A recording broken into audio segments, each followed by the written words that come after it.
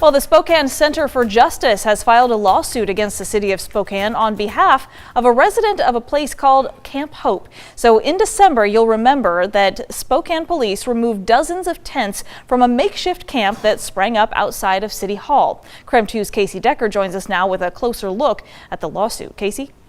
Yeah, guys, this suit actually comes less than a week after a similar suit was filed on behalf of a family who had been living in Camp Hope. Now, that first suit is against only the City of Spokane. The new one sues the city plus the police department and a number of individuals, including the mayor.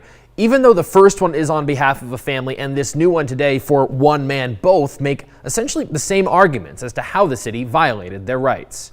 When the city decided to clear out Camp Hope, the part encampment, part protest outside City Hall, they posted these notices on the tents. Move your stuff within 48 hours. These are the crux of the lawsuits. The notices cite the city's anti-camping ordinance, promise the option of hearings, and say items of obvious value will be preserved. The first argument in both suits is that the camping ordinance was not enforceable, that it can only be enforced when there's shelter space available. The suits make two claims here. One, that the warming centers don't count as shelter space because they close every morning and leave no place for people to store their stuff. Two, that there weren't even enough spaces in the warming centers at the time of the notices. Now, the second argument. The suits call those hearings the notice promised a sham. They say it was just one cop presiding, that there was no due process, some people didn't even get hearings, and that the cop rejected every single plea. The third argument, that the city did not preserve items of obvious value. The suits say workers simply threw everything into garbage trucks. And not only that there was not even a plan to preserve valuable items because there was no space set aside to store them.